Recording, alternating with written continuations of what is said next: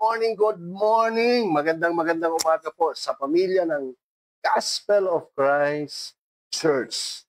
Ito po yung araw na ginawa ng Diyos para pagpalain tayong lahat at lagi tayong maabot ng biyaya, ng kapahayagan, ng tinapos na gawa ng Panginoong Hesus sa inyong lahat.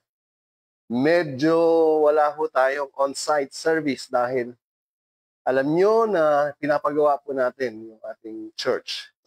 Nagpalit po tayo, nag-renovate po tayo ng buong bubong, ceiling, electrical, para po maayos at maging maganda ang ating panambahan sa ating kapilya.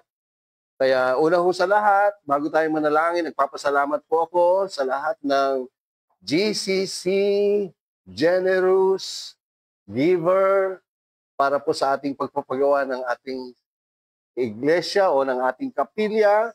Salamat po sa inyong generosity. At para po sa gusto pang magpaabot, please, huwag po kayong mahiya. Kami naman po ay hindi rin nahihiyang hintayin para ho lalong gumanda at talaga hong matapos natin ang napakaganda itong ating kapilya. Kaya ulit, maraming salamat po sa lahat ng generous giver ng kanilang mga pledges, our yearly pledges for our, at kami man po ay tutugon sa inyong mga request. Kung kayo rin po ay malapit sa lugar na ito, dito po sa number 25 Avocado Street, Concepcion 1, Marikina, at gusto nyo pong samahan at magsimba ang bawat isa sa lugar na ito, welcome po kayo. Nag-start po ang ating proper service ng alas 9 ng umaga. And eventually, mag-extend po tayo ng another service. Kaya, niyayaya ko po kayo, iniimbitahan ko kayo, like our Facebook, malapit po kayo dito, go to this church, and will enjoy worshiping and getting the fullness revelation of Christ, the gospel of Christ, the grace of Christ, the finished work of Christ for all of us. Sandali lang po tayong manalangin para tayo ay dumako na sa pagbubulay ng salita ng Diyos. Maraming salamat aming Diyos Ama na laging nagmamahal sa amin, laging nangyayari ang lahat ng tinapos na gawa ng iyong bugtong na anak na si Jesus para sa amin at lagi naming maranasan ang biyaya ng krus ng Kalbaryo na lagi kaming nakadepende at nakatuon at laging umaasa sa lahat ng meron kami sa aming Panginoong Hesus. Salamat po at sa umagang ito, minsan pa, abutin mo ang lahat ng nasa live streaming na ito. Kung anumang issue meron sila sa isip, sa puso at sa katawan, dinideklara ko ngayon at ang dalangin ko, lahat ng may simptomas, ngayon pa lang nagpapasalamat kami, magaling na silang lahat. Ngayon pa lang, nagpapasalamat na kami sa lahat ng mga panalangin sinagot mo na. Ngayon pa lang, nagpapasalamat na kami sa kapahayagang mararanasan at makikita nila. Ito po ang aming dalangin habang dinideklara namin ang mga himala na mararanasan ng bawat isa sa umagang ito. Sa pangalan ni Jesus, ito po ang aming dalangin. Amen and Amen. So dumako po tayo sa pagbubulay ng salita ng Diyos. Maraming tao, maraming Kristiyano, maraming kapwa Pilipino o sino mang tao sa buong mundo gusto po mapalapit sa Diyos, gusto maranasan ang kapatawaran ng Diyos, gusto maranasan ang kagalingan ng Diyos at pagpapala ng Diyos. Pero paano ba natin makikilala, ma-appreciate ang Diyos? Maraming tao lumalapit sa Diyos base sa kanilang mga debosyon, base sa kanilang pamahiin, base sa kanilang mga superstitious belief. Kaya po ang topic natin ngayon is Jesus, God explained beyond superstitious beliefs. Napakarami nating mga debosyon at superstitious belief na akala natin napapalapit tayo sa Diyos, pero ang totoo, hindi po natin nakikita at hindi natin nararanasan ang paglapit sa Diyos. Samahan niyo po ako sa inyong mga Bible. Kung wala po kayong Bible, tingnan niyo po sa inyong screen, sa inyong FB, o nasa TV kayo by mirroring. Sabi po ng 1 Timothy chapter 6, verse 16. Siya lamang ang walang kamatayan at naninirahan sa liwanag na di malapitan. Sabi ho sa English, sa King James Version and King James Version, God who alone has immortality, dwelling in an approachable light, whom no man has seen or can see, na hindi nakita ng sinumang tao o makikita man ng sinumang tao. Yung Diyos po ay makapangyarihang Diyos, Espiritu, lumala ng lahat ng bagay sa Milky Way galaxy, even in this world and our universe. Hindi po siya nakikita. Wala pong tao na nakakita sa Kanya o makakakita man sa Kanya, sabi ni San Pablo. Pero yung Diyos, para ma-appreciate ng tao, hindi ho siya larawan, hindi ho siya ribulto, yung Diyos na hindi nakikita o makikita ng sinumang tao, kailanman ay nagkatawang tao. Kaya dapat po ang ating debosyon, ang ating mga panata, ang ating mga pamahiin, ang ating mga superstitious belief ay nakaangkla sa Diyos na may lalang ng langit at lupa at sa Diyos ng Biblia. Hindi po sa Diyos ng pamahiin, hindi po sa Diyos ng superstitious belief, hindi po sa Diyos ng mga debosyon o pagdidiboto na hindi nakabase sa kapahayagan ng Diyos sa pamamagitan ni Kristo Jesus. Mayroon pong isang tao na mali yung pagtanaw niya sa Diyos. Yun po ay walang iba kung hindi si Job. Ang Book of Job ay isinulat bago magkatawang tao yung Diyos na hindi nakikita at hindi makikita kailanman. Amen po ba? So yung Biblia po may dalawang separation. Yung scriptures, it refers to the Old Testament. Yung Diyos na hindi nakikita, concealed. Tapos yung New Testament, yung Diyos na hindi nakikita, nagpakita at nagkatawang tao. So ganyan po babasahin yung Biblia. Ang basihan sa Diyos, hindi po sa sabi-sabi lang. So basahin po natin sa Job chapter 42 verse 5. I'm reading from King James Version, New King James Version at sa Tagalog Version. Dalawang Tagalog Version. O sa Message pala, Message Version. Mali po yung pagkakalagay. So sabi dito, God, I heard of you by the hearing of the ear. But now my eyes sees you. Sabi ho sa Message Translation, at I admit, I once lived by rumors of you. The hearing of the ear, ibig pong sabihin, napapakinggan niya lang sa pamamagitan ng sinasabi ng iba. Sabi sa Tagalog, nooy nakikilala ko kayo dahil sa sinasabi ng iba. Subalit, ngayon nakita ko kayo ng sarili kong mga mata sa revelation patungkol sa Diyos na nakasulat sa Scripture. Si Job, nabuhay po from chapter 1 to chapter 41, ang paniniwala niya sa Diyos, ang devotion niya sa Diyos, ang belief niya sa Diyos, dahil lang sa chismis, rumors. Sinabi ng lola niya, sinabi ng kaibigan niya, sinabi ng kapitbahay niya, sinabi ng mga matanda, o sinabi ng mga matatanda. So ganun lang ho ang pagkakakilala niya sa Diyos. Hanggang dumating sa chapter 42, now I see you. Ngayon, nakita ko kayo ng sarili kong mga mata. Hindi yung personal na nakita niya, kundi nakita ko kayo sa pamamagitan ng kapahayagan ng Scripture. Nakita ko na kayo. So, hindi na base sa mga devotion, sa mga superstitious belief na sinasabi lang ng matatanda o pinasang-pasang tradisyon ng pananampalataya at paniniwala sa Diyos. Amen po ba? So tingnan niyo po ang mga maling devotion at belief ni Job. Mababasa natin yan sa Job chapter 1 verse 5. Sabi dito, sa tuwing matatapos ang ganoong handaan, nagkakaroon ng celebration si Job, iyayaya niya kanyang mga anak, pamilya ng kanyang mga anak.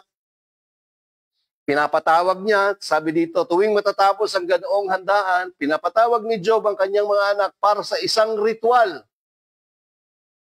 Masyadong deboto itong si Job. Kaya lang yung devotion niya, mali.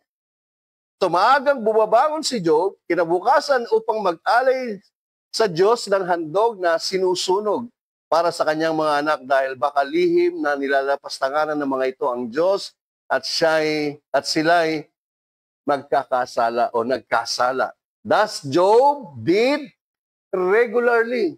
Kita niyo po si Job, masyadong deboto, pero ang laging conscious niya ay kasalanan. Baka nagkasala itong mga anak ko. Tapos masyadong self-righteous si Job. Mabuti ho yun sa isang pagtingin ng tao, pero pag ang righteousness mo ay hindi sa yung Diyos at hindi dahil sa Diyos, sariling devotion yan, sariling superstitious belief yan, na mali. Number 2, tingnan niyo po ha, napaka-deboto. Sabi ng Job chapter 1 verse 20, tuwing mananalangin si Job, tumayo si Job, pinunit ang kanyang damit at nag-ahit ng ulo, pagkatapos nagpatira pa siya at sumamba sa Diyos. Wow! Tingnan niyo po si Job. Sincere ho siya. He is a worshiper of God. Hindi ho siya basta-bastang worshiper, nagpapatira pa. Pero based on rumors, based on superstitious belief, based on devotion that came through rumors. Sabi-sabi ng mga tao. Ganon ang pagkakilala niya sa Diyos, kaya ganon yung pagsamba niya sa Diyos na hindi base sa katotohanan. Sabi ng verse 21, nakita niyo po itong mga rumors, example na pinakita ko sa inyo kung paano nabuhay si Job. Ang sabi niya, hubad akong lumabas sa sinapupunan ng aking ina, hubad din akong babalik sa lupa. Si Yahweh ang nagbigay, si Yahweh rin ang babawi. Wow! Sabi ni Job, the Lord gave and the Lord has taken away. Maraming Kristiyano, ganito yung paniniwala na yung Diyos, pag nagbigay ng buhay, pag hindi mo inalagaan yung buhay mo, kukunin ng Diyos. Pag yung Diyos magbibigay ng pagpapala, pag hindi mo inalagaan yung pagpapala mo, babawiin ng Diyos. Yung Diyos, nagbigay ng kalusugan, pag nagpawardi-wardi ka at hindi mo inalagaan ang kalusugan mo, babawiin ng Diyos. Para ba yung Diyos ay isang Diyos na makondisyon? Yung Diyos na, alam niyo yun, yung merong requirements para lang abutin siya. Nakita niyo, ito po yung mga debosyon. Ito po yung mga belief. Ito po yung mga superstitious, mga pamahiin ni Job. Mabait na tao. Sumasamba sa Diyos, pero nakabase sa mga sabi-sabi. Tingnan niyo po, sabi ng Romans 8:31, ni-reveal ni St. Paul, yung Diyos ba, pag nagbigay ng babawi, yung Diyos ba, pag nagbigay ng kalusugan, babawiin niya yung kalusugan, pag yung Diyos ba, binigyan ka ng maayos na katawan, bibigyan ka ng sakit, kasi hindi ka maayos, hindi ka na pagkakatiwalaan. Wow! Anong klaseng Diyos yan? Hindi ko ganyan ang Diyos. Sabi ho ng Romans 8:31-32, what then shall we say to these things? If God is for us, who can be against us? God who did not spare His own Son, referring to Jesus, the God referring to the Father, but delivered Him up for us all. Diniliber, nagkatawang tao, diniliber para mamatay para sa ating kasalanan. How shall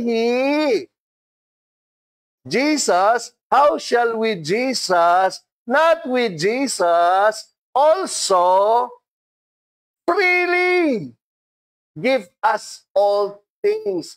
Yung Diyos po, ang mindset ng Diyos ay bigay lang ng bigay. Bigay lang ng bigay. Hindi ho siya game show.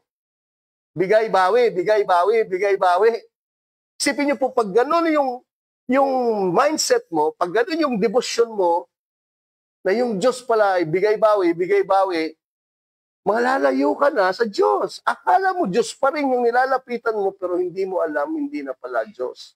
Kasi yung Diyos, bigay lang ng bigay. Bigay lang ng bigay. At anong binibigay? Lahat. Kapatawaran ng kasalanan, katwiran, kabanalan. Amen. Buhay. Buhay na walang hanggan. Proteksyon ng buhay. Pagpapala ng buhay. Balikan natin para manamnam ho natin. Sabi ni Job, I have heard of you by the hearing of the ear. Ibig sabihin, galing po sa Hebrew word by the hearing, sema. Sema. Narinig kita. Nakilala kita, sabi sa Tagalog, dahil sa report o sa sabi-sabi, dahil sa kwento-kwento, dahil sa chismis at sabi-sabi ng iba. Amen po ba? But now, my eyes sees you. Galing po sa word na ra'a sa Hebrew. Ibig sabihin, I see you. I see you in the revelation of yourself in the Bible, in the Scripture. Amen. Mga kapatid, ako po ay nakikiusap sa inyo. Tuwing kayo ay makikinig ng mga preacher, pastor, bishop, wala na pong masama doon. Kaya lang siguraduhin nyo, tama po yung pagkaka-explain at pinapakita sa inyo yung kaibahan ng lumang tipan sa bagong tipan. Hindi ho natin pwedeng gayahin si David. Hindi natin pwedeng gayahin si Abraham. Hindi natin pwedeng gayahin si Solomon. Hindi natin pwedeng gayahin si Elijah, Elisha, Jeremiah, Ezekiel, Isaiah, sapagkat yung mga taong yon, although they were called prophets, they were living before the cross. Wala silang kapatawaran ng kasalanan. Tayo, we are living after Jesus died, crucified, buried, after 3 days, rose again from the dead. Sila, they cannot be like us, but they want to be like us. Naintindihan niyo po ba? That's how you separate. We are living by the finished work of the cross. We are living the resurrected life of Christ. Them, hindi po. There are still sinners, even when they are prophesying the death, burial, and resurrection of Christ. All they have is the promise of salvation. We have the salvation itself living inside us. And that is Christ Jesus, hope of our glory. Amen ba? Amen. Tingnan niyo po, ito pa ang mga maling paniniwala, maling debosyon, maling pananampalataya na kinokorek ni Jesus. Sabi sa Numbers 15:32-35, Now while the children of Israel were in the wilderness, they found a man gathering a stick on the Sabbath day. So nakita mo yung taong nakita sa kanila na kumukuha ng panggatong araw ng Sabat. Sa batas, bawal ho gumawa ng anumang bagay sa araw ng Sabat. May nakita silang tao. Sabi dito, and those who found him gathering stick brought him to Moses and Aaron and to all the congregations. Binitbit nila kay Moses at kay Aaron. Kasi si Moses yung leader at yung si Aaron ay high priest ng mga tao sa wilderness. So pagdala nila, they put him under guard because it had not been explained what should be done to him. Pinabantayan sa yung tao. Tapos sabi dito, verse 35, ito po yung sabi ni Moses. Okay, at tinan niyo po.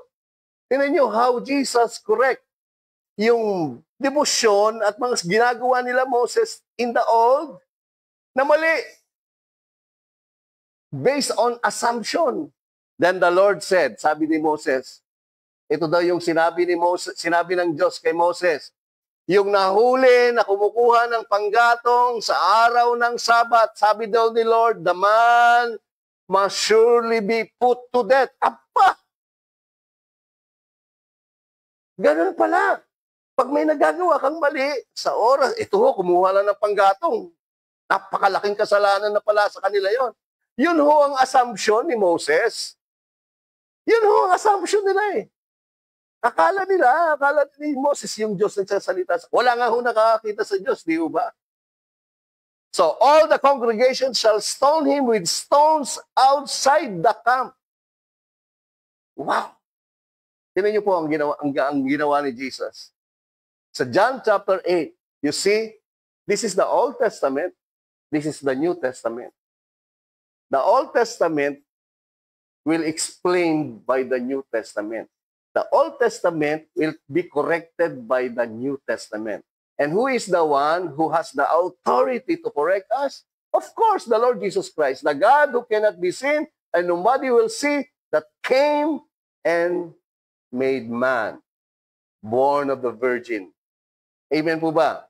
Tignan niyo po. Then the scribes and Pharisees brought to Jesus a woman caught in adultery. Tignan niyo po, ano pong malaking kasalanan? Yung kumuha ng panggatong o yung nangangalo niya? Your guess is good as mine. O, tignan niyo po. And when they had set her in the midst, tinagis nila sa harapan ni Jesus. Without the man. The woman lang. Then they said to him, Teacher, this woman was caught in adultery in the very act. Now Moses in the law commanded us that such be stoned to death. Sa kanila, ng gatong, kumuha ng panggatong, babatuhin hanggang mamatay. Sa kanila, nagkasala ng adultery, babatuhin hanggang mamatay. Ito po, in-explain ng Diyos. Sabi ng Diyos, don't stone her. Don't stone her. Kung kayo, wala kayong kasalanan, sige, stone her. Ako, hindi ko siya i-stone. Hindi ko siya babatuhin. I neither condemn him, her, or stone her. Naintindihan niyo po ba? Look, Jesus is God explained in the flesh. He is God explaining Himself para makita. Bakit pinaratangan ni Job na yung Diyos pag nagbigay, babawi? Pinaratangan ng assumption ni Moses yung Diyos sa panahon nila, pumapatay, namamatay, pumapatay, papatay, papatay. Oh, ito. Caught in adultery. Sabi ni Jesus, hindi kita babatuhin, hindi kita i-condemn. Ibig sabihin, sinasabi ni Jesus, hindi kita papatayin.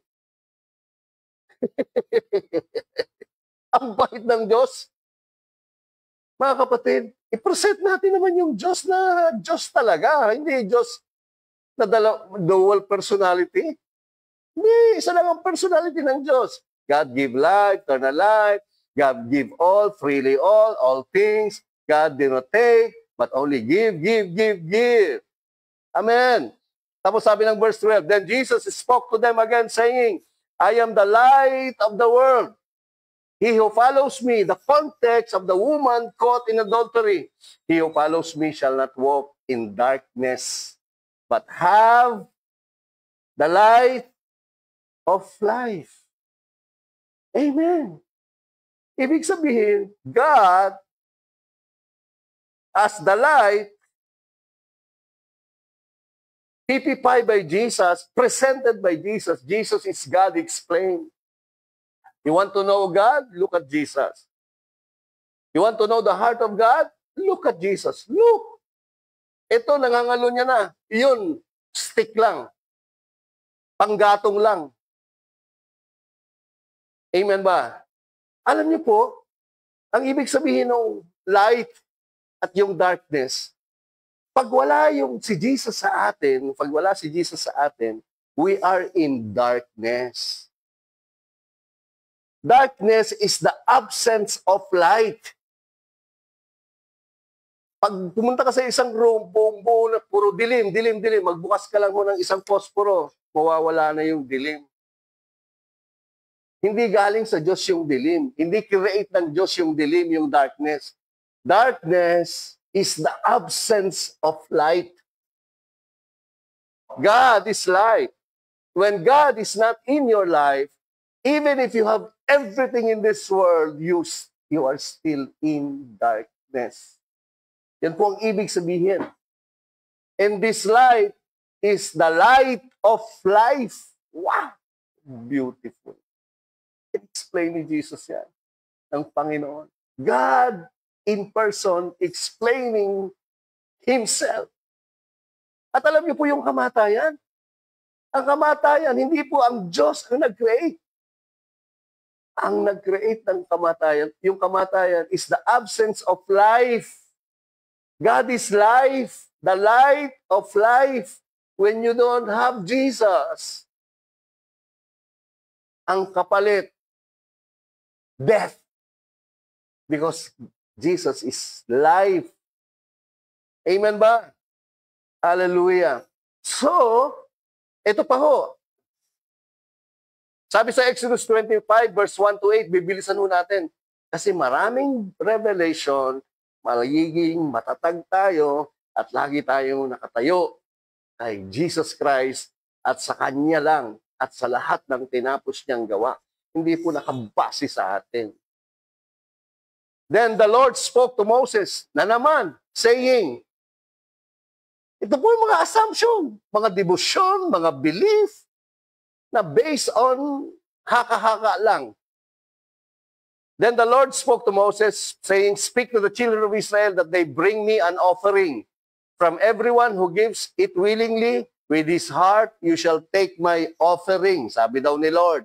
And this is the offering which you shall take from them, gold, silver, and bronze, blue, purple, and scarlet thread, fine linen, goat's hair, ram skin, dyed red, badger skins, and acacia wood, oil for the light, and spices for the anointing oil, and for the sweet incense, onyx stones, and stones to be set in the ephod and in the breastplate.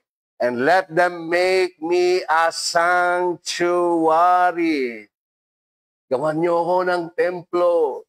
Gawan niyo ko ng sambahan that I may dwell among them. Kinorek po ng Holy Spirit sa Hebrews chapter 9 verse 8.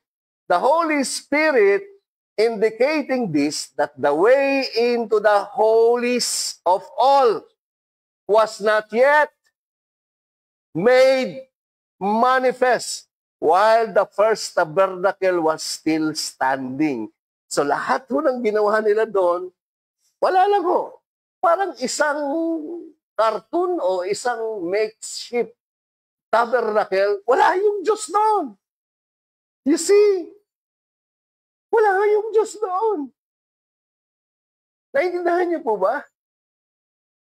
Pero lahat, akala natin, lahat yun is typical ng kanilang debosyon. Na para ba yung Diyos nakatira doon? Na para yung Diyos na sa kalagitnaan nila? Sabi ho ng Hebrews, again, the Old Testament, the New Testament will explain. Sabi ng Holy Spirit, the holies of all was not yet made manifest while the first tabernacle was still standing. Ngayon, kaya ho lahat ng building, lahat ng types, lahat ng shadow, wala ho yung Diyos doon. Ngayon yung Diyos nasa atin na. Ikaw po yung sanctuary, ikaw po yung dwelling, ikaw po yung temple ng Diyos. Hindi nyo ba alam na ang katawan nyo ay templo ng Diyos na banal na Espiritu? Naintindihan niyo po ba? So, kinokorek. So, wala kang pupuntahang lugar ngayon sa buhay natin, sa bansa natin, saan man lugar, kahit pumunta ka sa Israel at puntahan mo lahat doon, ang Via Dolorosa, yung bundok Golgota, yung nilibingan ni Jesus, wala na ho yung Diyos doon. Hindi ho yun holy. Sabi na, holy site. Wala pong holy site. Ang holy site is your body. The moment you believe Christ, who died and rose from the dead, bang, your body will become the sanctuary, will become the temple of the Holy Ghost, which is Christ in you, the hope of glory. Amen ba? Isa pa ho, malapit na po ako matapos. Ito, sabi na naman ni Moses, you see ang mga assumption. Then the Lord said to Moses, behold, I will rain bread from heaven. Sabi daw ng Diyos sa kanya, Moses, magpapaulan ako ng tinapay mula sa langit para sa iyo at para sa mga tao. And the people shall go out and gather a certain quota every day that I may test them whether they will walk in my law. Then, inexplain po ni Jesus, ulit-ulit, magiging sarang plaka ako sa inyo para sabi ni Jesus, nung nagkatawang tao, our Father, sabi ng mga Pariseo, sabi ng mga Israelita, our fathers ate the manna in the desert, as it is written, He gave them bread from heaven to eat. Yung Diyos daw ang nagbigay. Then Jesus said to them, most assuredly I say to you. Then the Lord said, sa Exodus, then the Lord said, Moses, behold, I will rain bread from heaven for you. Then Jesus said to them, most assuredly I say to you, Moses did not give you the bread from heaven. Pambihira ka, Moses. Sabi mo galing sa langit. Kinorek ni Jesus. You see yung assumption? Mahirap pong mabuhay sa ating mga religious belief, sa assumption, sa chismis, sa superstitious, sa mga pamahiin, na walang basihan kundi dahil sa sinasabi lang ng mga tao. Dito na kami tumanda, dito na yung sinabi ng mga lelong namin, sinabi ng mga magulang namin, may mga debosyon, pinasa po ng lolo ko sa tatay ko. Yung tatay ko, wala na ho. Ang debosyon nila, pupunta kami dito sa Poon para gumaling, lumakas. O si lolo namatay sa heart attack, si tatay namatay sa heart attack. Pero nagdidebosyon sila, pinasa sa amin. Ito ngayon, kami po ay pinasa rin sa aming debosyon. Kahit na hindi na ako makalakad, basta makapag-debosyon. You see, lahat po ito ay based on the rumors. Kinorek ni Jesus. Moses did not give you, the Lord Jesus, correct.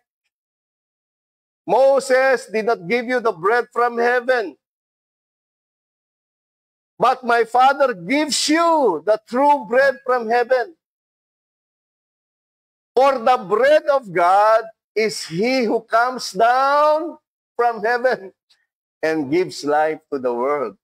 So yung bread doon, una, hindi yung Diyos na nagbigay. Ibig sabihin, gumawa rin ng himala si Moses. Yan lang, sa atmosphere. Remember? So sino daw yung true bread ng heaven na binigay ng Father? Si Jesus. Si Jesus.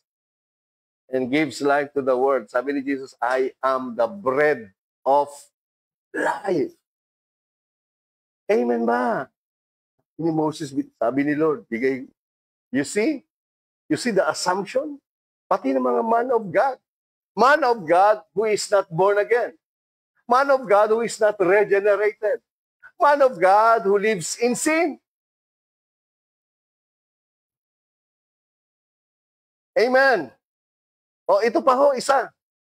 Then we'll go to our conclusion.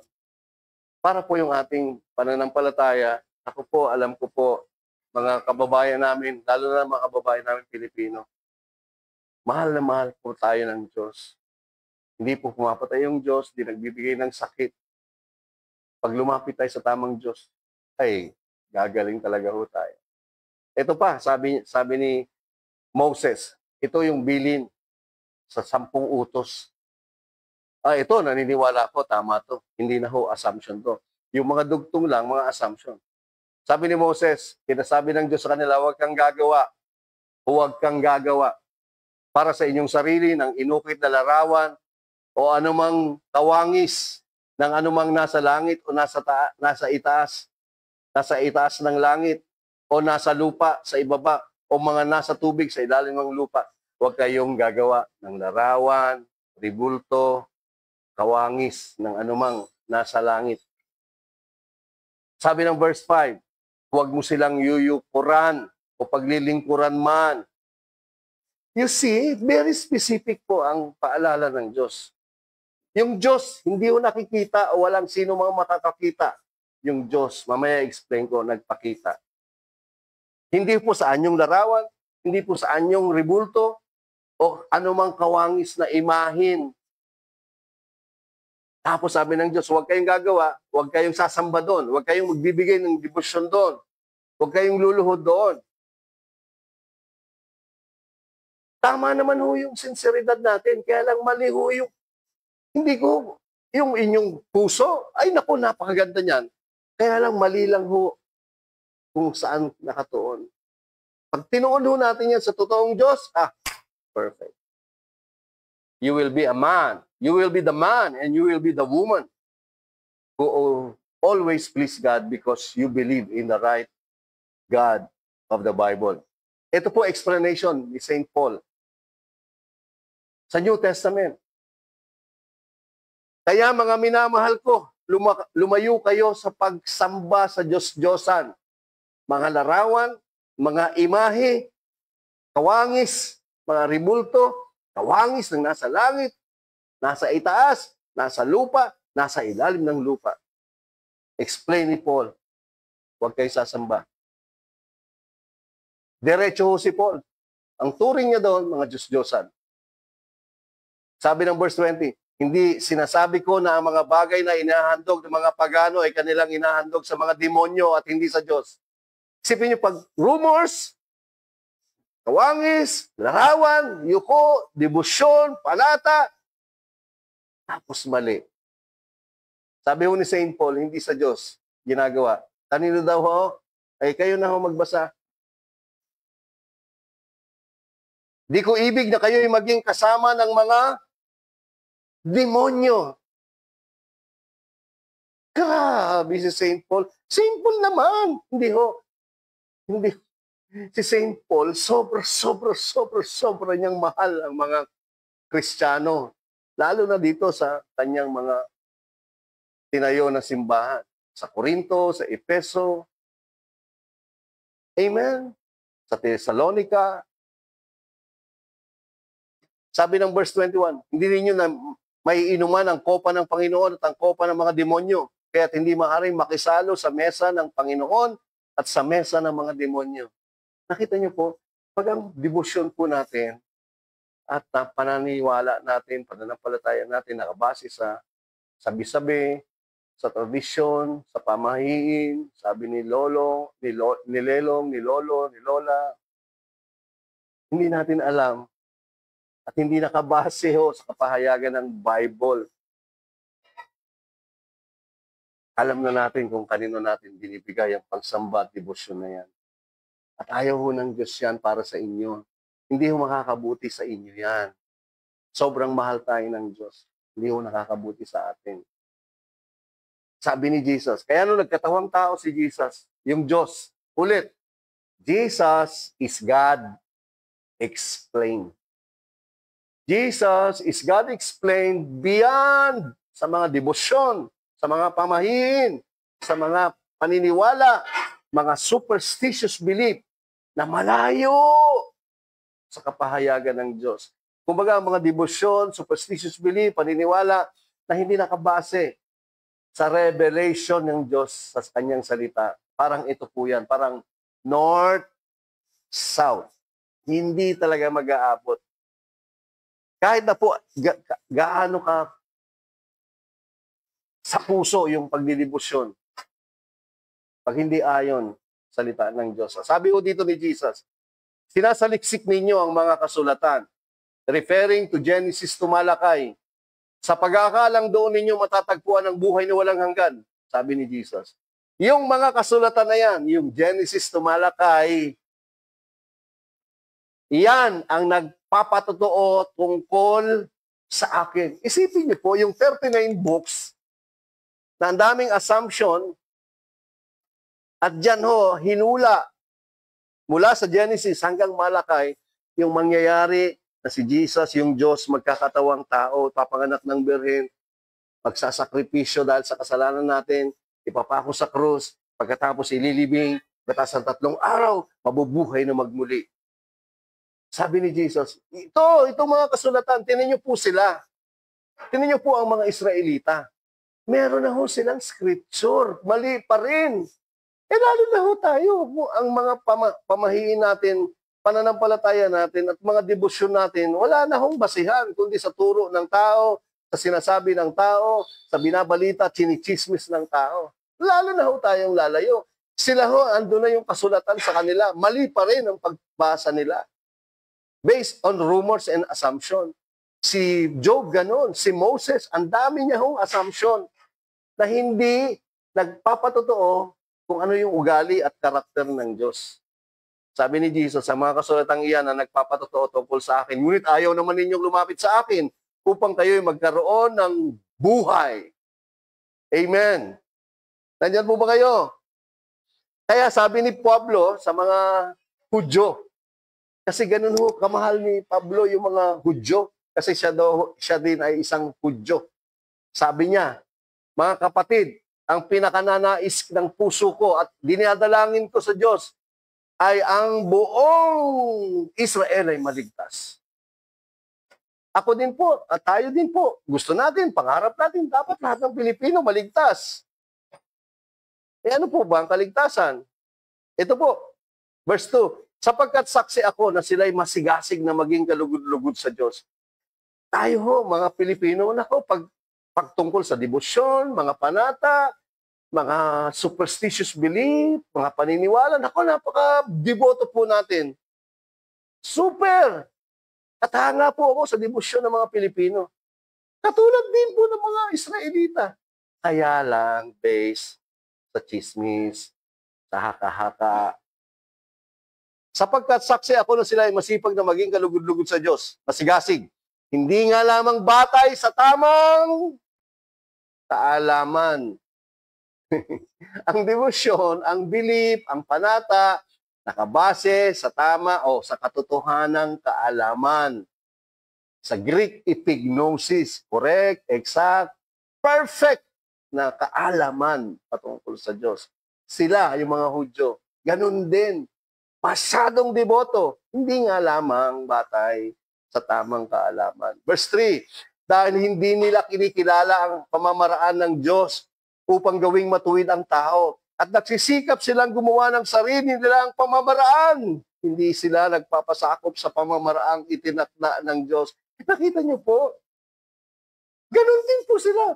They have the scripture, pero based on assumption yung iba, tapos based on written na hindi na nakikita yung revelation na sinasabi na si Jesus yung sinasabi ng kasulatan. Deboto sila. Deboto sa Diyos sa maling pamamaraan. Tayo, maraming Pilipino, deboto. Grabe, deboto. Superstitious ang mga belief natin. High polluting, the best. Pero maling kaalaman, maling pamamaraan. Hindi sila nagpapasakop sa pamamaraan ng tinakda ng Diyos. Tingnan po yung verse 4. Ganon din tayo, maraming Pilipino. Kala natin, tama na to, tama na to, tama na to. Sabi ho ng verse 4, sapagkat si Kristo ang kaganapan ng kautusan, kala nila batas. Sa atin, kala natin mga superstitious belief, mga pamahiin, yung magagawa natin, pagdidibusyon natin, pagsisigasig natin. Hindi ho yun ang pamaraan ng Diyos para maligtas tayo, para maging matuwid tayo. Sabi diyan, sapagkat si Kristo ang kaganapan ng kautusan upang ituring na matuwid ng Diyos ang sinumang sumasampalataya sa Kanya. Wow! Wow! Pag sumampalataya ka kay Jesus, yung Diyos na nagkatawang tao, masigasig ka na. Tama na yung kaalaman mo. Pag sumasampalataya kay Jesus, matuwid ka na. Kasi ang tatwiran mo, kapatid, kaibigan, mga kapwa ko Pilipino, ang pagiging matuwid. Maganda po yung debosyon eh.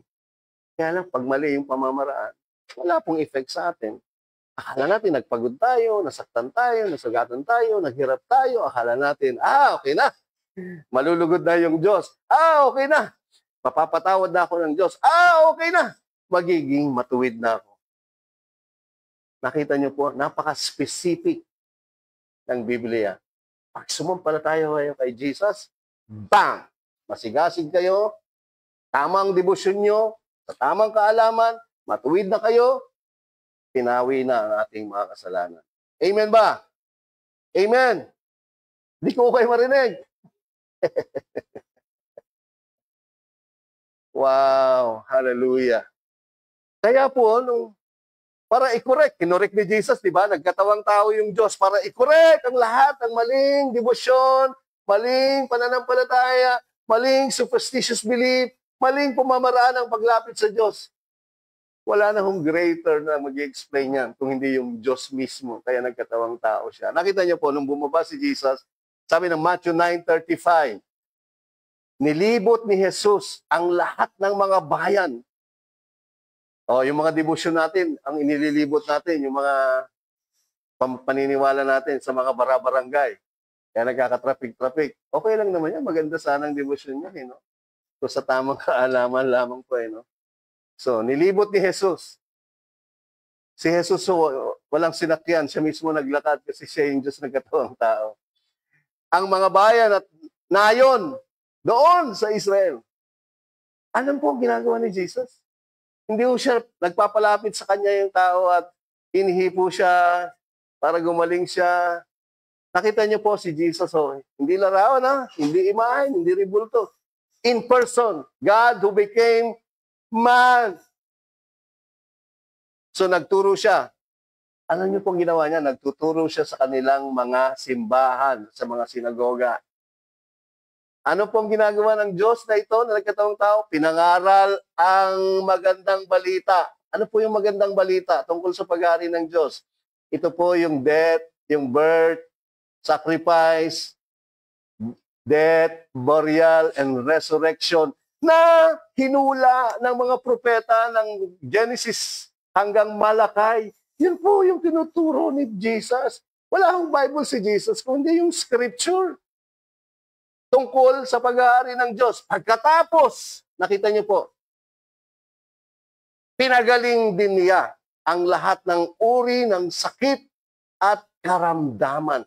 Lahat ng sakit at karamdaman. Pinagaling ni Jesus. Si Jesus mismo, in person, pinangangaral. Ngayon po, nasaan si Jesus? Nasa langit na. Ngayon, through the type of the Holy Spirit, nasa atin na, sa mga sasampalataya. So, paano nagpapagaling yung Diyos ngayon? Hindi na sa mga debosyon, hindi sa mga imahin, hindi sa mga larawan. Gagamitin doon din ng demonyo yung paraan na yun, para hulang maniwala na tayo na yung debosyon natin tama, pero actually mali. Ilalayo tayo sa katotohanan ng revelasyon ng Diyos sa kay Kristo Jesus. Amen ba?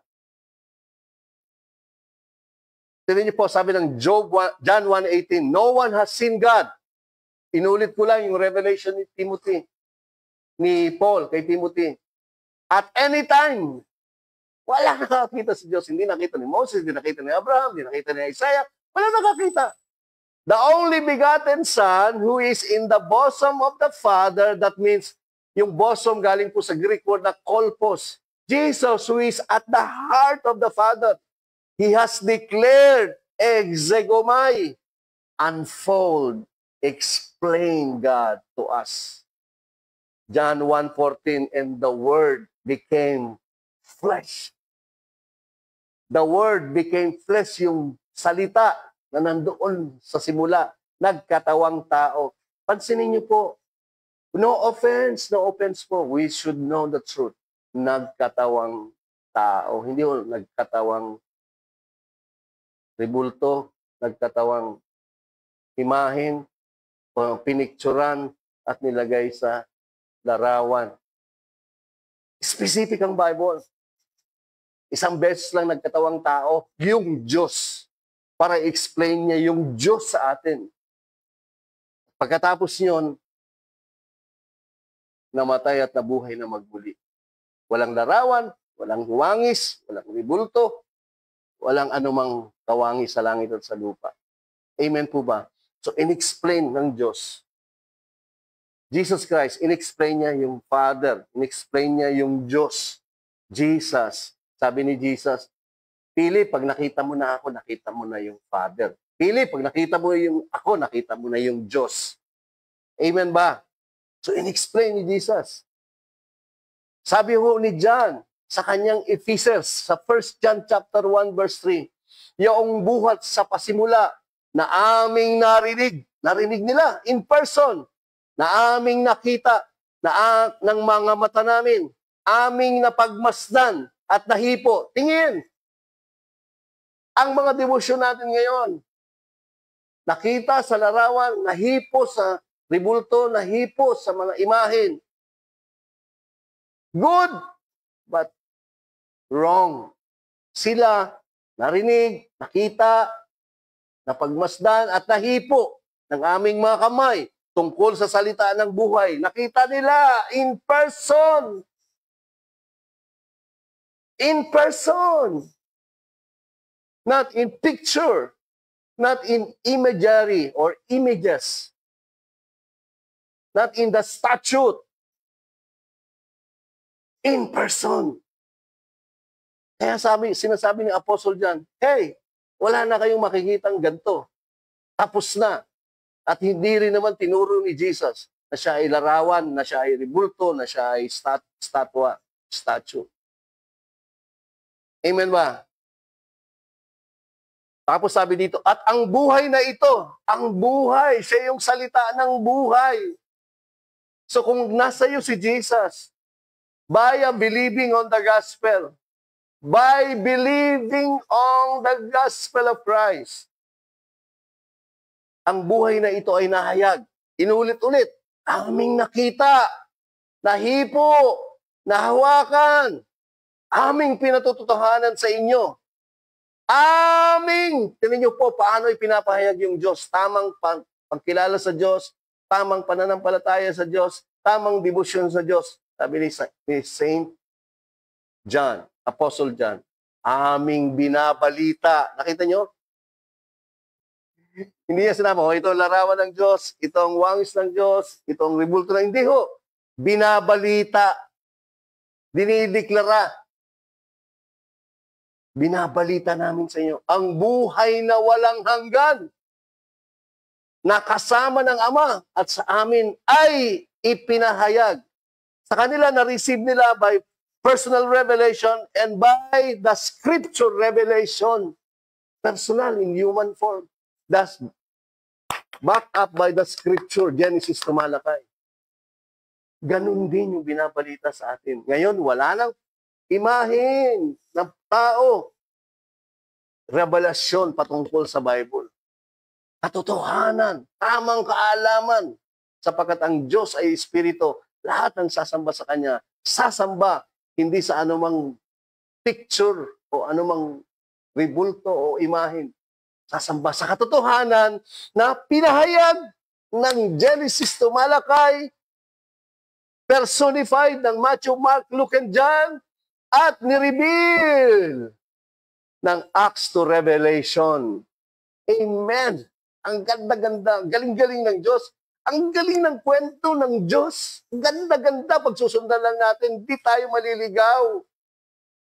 Hindi tayo maliligaw. Ang problema ho, yung kwento ng Diyos, dire-diretso, ang ginawa ho ng maraming pastor, ginanon ho, nilabo-labo. Eh, paano mo na masusundan yan? Labo-labo na. Ang gulo. Kaya pag yung pagkakapakilala sa Diyos sa tao, yung Diyos ang namimigay pero nangunguha. Yung Diyos nagpapagaling pero nagbibigay ng... Wala na ho. Ginulo yung kwento. Ang ganda-ganda ng kwento. Flawless. Perfect story of God who became man and gave Himself for us. Amen ba? Verse 3, tinan niyo ulit. Ipinapahayag namin sa inyo. Nakita niyo po. Pinapangaral namin sa inyo. Itong nakita namin, nahawakan namin, nahipo namin, narinig namin. Wow! Ito yung buhay. Ito yung buhay na walang hanggan. Na pinahayag sa amin at nakita namin in person. Ngayon, hindi na sinasabi ni Apostle John na dapat ito makita nyo, mahipo nyo, magdiboto kayo. Hindi. Pinapahayag namin. Yung debosyon natin sa Diyos sa tamang kaalaman, nakabase sa kapahayagan. Kaya sabi ni St. Paul, ang pananampalataya ay dumadating hindi sa debosyon, sa mga wangis, sa mga larawan, sa mga tradisyon, sa mga superstitious belief, kung hindi sa pakikinig at pakikinig ng salita ng Diyos patungkol kay Jesus. Faith cometh by the hearing, and the hearing of faith about Christ. Amen. Ipinahayag namin ninyo, yamang aming nakita, narinig, upang kayo rin naman ay magkaroon ng pakikisama sa amin. At ang tunay na ang ating pakikisama ay sa Ama at sa Kanyang anak na si Hesus Kristo. Sabihin nyo, pakikinig, pinahayag. Pag ganito na po ang devotion natin, my goodness, kapatid, or kababayan, yo, mga kababayan ko, nais kong malaman nyo, pag ganito na ho ang devotion natin, wow! Nasa tama na tayo. Si Jesus na ang kapatawaran mo. Si Jesus na ang katwiran mo. Si Jesus na ang kabanalan mo. Si Jesus na ang buhay mo. Si Jesus na ang kalusugan mo. Si Jesus na ang buhay na walang hanggan mo. Perfect! And whatever happened in this world, you're safe. You're secure. Now and forever. Amen! Palakpakan mo, Pastor, si Lord. Ako na lang papalakpak. Amen ba, mga kapatid? Oh, sabi ni Paul, ulit, Timothy, Pastor Timothy, Bishop Timothy, tandaan mo, sapagkat iisa ang Diyos at iisa ang tagapamagitan sa Diyos at sa mga tao. Ang tao! Sabihin niyo, tao! Tao! Tao! Tao! Hindi larawan, hindi imahen, hindi ribulto, tao! Si Hesus Kristo. Bakit? Bakit nagkatawang tao? Inihandog niya ang kanyang buhay upang tubusin ang iyong kasalanan, aking kasalanan, kasalanan ng lahat ng tao. Si Jesus ang nagtubos. Si Jesus ang kabayaran. Hindi po ikaw. Hindi po ako galit, ha? I-explain na. Hindi po ikaw. Kasi akala natin, nung sumampalataya tayo kay Jesus, tapos pagkatapos niyan, aba, kailangan. Ayusin mo buhay mo, kapatid. Pag ikaw ay ganito, babawi. Yan, balik na naman. Babawi ng Diyos yan. Kaya bakit ka namatay? Kasi binawi ng Diyos. Hindi ka pa pagkakatiwalaan, kapatid. Ikaw ay isang kapatid. Yan. Hindi po. Once you believe in Christ, wala pong nabubura sa langit. Hindi po buburahin. Blot you out. Yung nabablat out sa langit, yung mga hindi nananampalataya. Sabi ni Jesus, lahat ng dinadala sa akin ng Diyos, Ama, ay hindi na maalis sa akin. Walang sino man sa kanila makakapag-alis sa aking mga kamay. Kahit si Satanas, hindi ka kayang alisin sa kaligtasan na inoffer ng Diyos kay Kristo Jesus sa pamamagitan ng pananampalataya mo. Dahil siya ang iyong tagapagligtas, hindi po ikaw. Amen po ba? Ang katotohanan ito ay pinatunayan ngayon sa ating panahon. Ngayong panahon na ito. Sa takdang panahon. Bakit? Bakit nagkatawang tao si Jesus? Iniligtas niya tayo, sabi ng Colossians 1:13-15, sa kapangyarihan ng kadiliman. At inilipat tayo sa kaharian ng kanyang minamahal na anak, yung Diyos. Nagkatawang tao, iniligtas tayo sa kapangyarihan ng kadiliman. Nung wala pa si Jesus yung ilaw, nasa dilim tayo, dumating yung ilaw. Wala na tayo sa kadiliman. Ulit, darkness is the absence of light. Death is the absence of light. Ibig sabihin, death and darkness is the absence of Christ. Death and darkness is the absence of the gospel of Christ that you don't believe. Amen. Sabi ng verse 14 na sa kanya ay meron tayong, kanino tayo may katubusan? Kay Jesus, sa minamahal na anak ng Diyos. Sa kanya ay meron tayong katubusan na siyang kapatawaran ng mga kasalanan. 3 adjective yan. Dahil sa ginawa ni Jesus, siya yung ating katubusan, siya yung ating kapatawaran. Saan? Sa lahat ng ating kasalanan. Tingnan niyo po, dito verse 15. Siya ang larawan ng Diyos na hindi nakikita. Sino yung larawan ng Diyos na hindi nakikita? Si Jesus na nagkatawang tao. Pagkatapos nilibing, namatay, pagtas ng 3 araw, nabuhay na magmuli. Siya yung larawan ng nagkatawang tao, hindi ho larawan. Amen. Anong nangyari kay Jesus? Siya'y pinapatay dahil sa ating mga kasalanan.